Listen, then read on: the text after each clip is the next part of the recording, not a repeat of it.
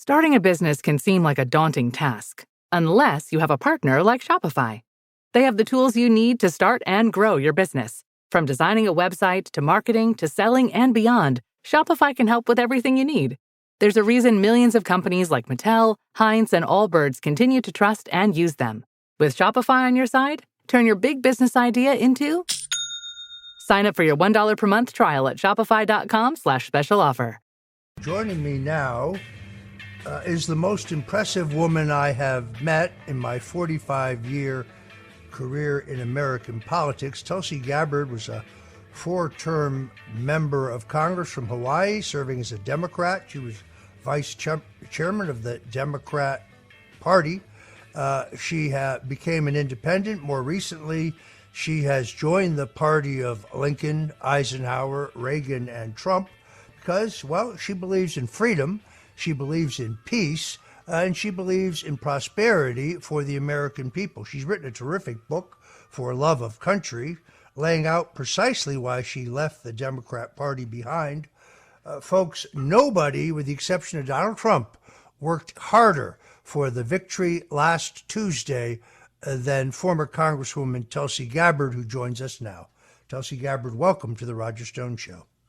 Thank you so much, Roger. Good afternoon. Good to join you and your listeners.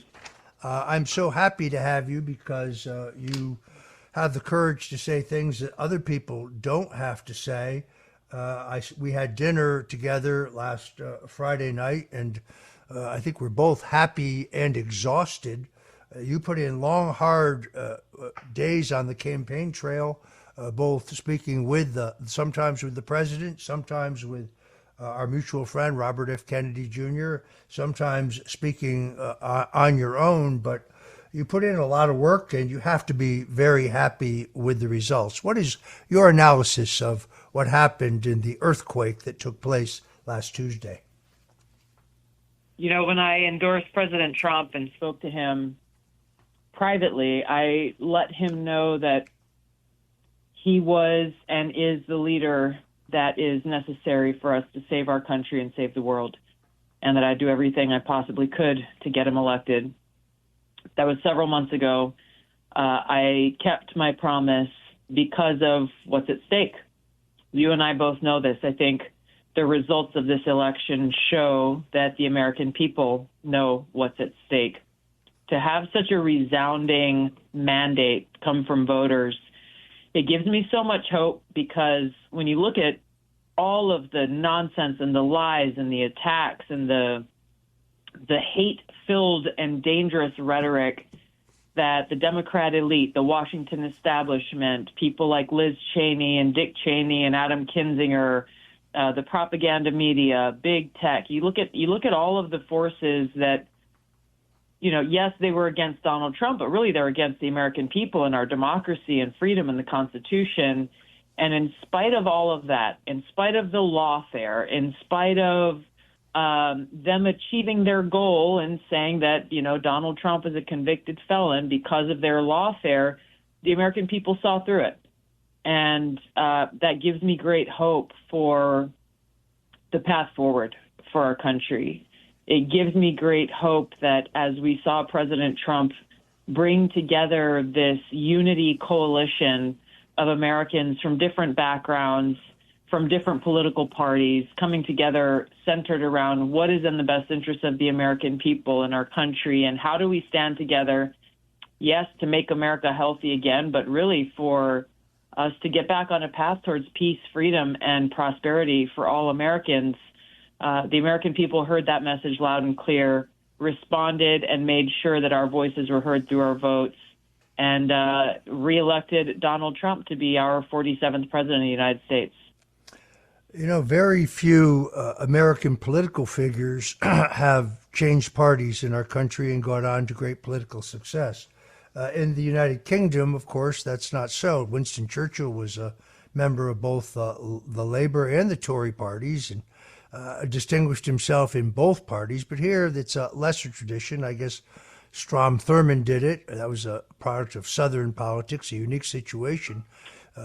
John Connally tried to do it. He was the governor of Texas as a Democrat, famously wounded with President John F. Kennedy when Kennedy was sadly and violently assassinated in Dallas in 1963. He went on to serve as Treasury Secretary, where he gave President Richard Nixon some terrible advice, closing the gold window and wage and price controls. We're going to talk about that with Scott Bessent later on in the show. Bessent, I should say. But that was a courageous decision on your part. It had to be something you gave a lot of thought to. I know you, and I know the stakes, and I know you didn't do it for expedient reasons. But what has impressed me is the welcome you have received. Republicans across this country who are friends of mine, they're very excited about your joining the party. It has uplifted them. It's given them hope. Many of them are quickly become your devoted supporters and advocates. Was this a tough decision for you, and how do you feel you've been received? Yeah, Roger, it was one that I definitely thought through carefully, but ultimately it was not a tough decision because I have always done my best to make decisions around how I can best be of service and where I can make the most positive impact in that service to our country. And for many years as a Democrat, I sought to try to bring about positive change within that party. And it got to a point where I just could no longer align myself with a party that, number one, was unrecognizable from the party that I joined over 20 years ago. And number two, at its core, is against freedom of speech, freedom of expression, freedom of religion, our Second Amendment rights, our right to bear arms, our Fourth Amendment rights to privacy and protection against warrantless search and surveillance. It was a party that used to be a big open tent party that welcomed people from all different backgrounds and different perspectives, that defended free speech for everybody, even if they vehemently disagreed with your speech. They recognized that if we take away one person or one group's right to free speech, any one of us could be next. It was a party that had very strong and powerful voices that were champions for peace and calling for an end to stupid, counterproductive wars. It was a party that was inspired by icons like Martin Luther King and President John F. Kennedy. When you look at the Democrat Party of today, it stands for none of those things. In fact, it stands for the exact opposite. It was very telling to me that the reaction from many of the talking heads across cable television, except for Fox News, coming from the Democrat elite, was that they want to exert more control and to undermine our right to free speech. They see the solution as being government regulating social media platforms to limit our right to free speech, to stop what they view as fascism. It is very disturbing to see how governors like Gavin Newsom, their reaction, the reaction within the Biden administration, the reaction even coming from within the Pentagon, according to some reports that even CNN is pushing out, that in each of these areas they are trying to, quote unquote, Trump-proof their states or their organizations or their bureaucracies, which really says one thing. They don't care about the voices of the people in this country, which means they don't believe in democracy and they don't believe in our Constitution and our democratic republic. These are very dangerous people. The American people saw that, whether they saw it that clearly or they had an inkling. This mandate that President Trump just received really is a resounding rejection of ultimately those who seek power for themselves or profit at the expense of the people. The American people have been feeling left behind for so long, and like our leaders don't care about us. The level of trust that people have in our government institutions and political leaders is at an all-time low. They saw in Donald Trump somebody who has their back, who understands the struggles of the American people, the high cost of living. Our communities are riddled with crime. Our borders are wide open. Tens of millions of illegal immigrants streaming across the border. We are embroiled in multiple wars around the world and closer to the brink of World War III and nuclear war. I mean, all of these things point to a new Republican Party, which is why I joined the Republican Party, that stands for free speech, that stands for peace, that stands for the people, the everyday American across the country. And I give all the credit to that transformation of the Republican Party to Donald Trump. It began in 2016. It has continued since then. But you've seen how he has, through his leadership, really made it very clear that the Republican Party is no longer the party of neocon warmongers, which is why you saw Liz Cheney endorse Kamala Harris, because she felt more at home in today's Democrat Party of neocon warmongers than she did in President Trump's Republican Party. If you're just tuning in, folks, we're talking to former Congresswoman Tulsi Gabbard, one of the new stars of the Republican Party. And we'll be back with more of Tulsi Gabbard, so please don't touch that dial. This is The Roger Stone Show.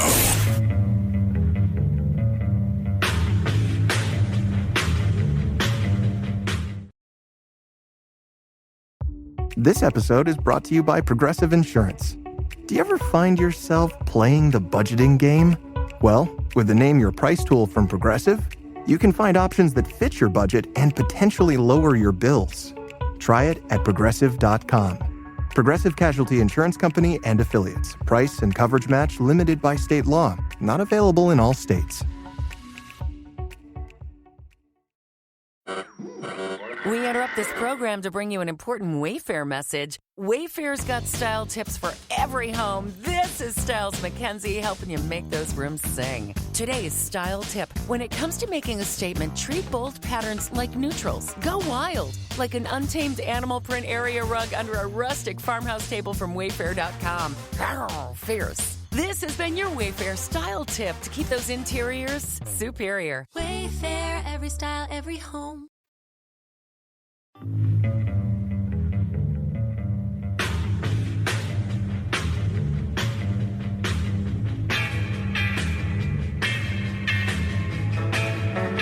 Richard Nixon, Ronald Reagan, George W. Bush, and Donald Trump. They went after a guy named Roger Stone, who's sitting in the office. And I'll say this in front of Roger, he's no baby. And right now, he's cleaner than anybody in this place. No, they treated him very unfairly. All of these presidents relied on one man to secure their seat in the Oval Office.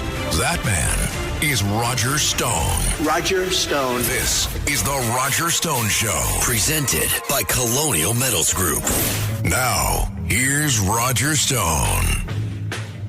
And we're back in the Stone Age. More precisely, I think the Golden Age for America under Donald Trump, because I think we're going to have 4 years and hopefully 12 years of unprecedented peace and prosperity for the American people. We're talking to Tulsi Gabbard, who is a 4-term member of Congress from Hawaii, a Democrat, serves her country now as a lieutenant colonel in the U.S. Army Reserve, served her country in combat in Kuwait and Iraq, served on, I believe, the Armed Services Committee, among others, and who has made a principled decision to change parties, first becoming an independent, then making the decision to support Donald Trump, and then making the decision to join the party of Lincoln and Trump, and then literally worked harder than anyone other than Trump himself for this tremendous victory on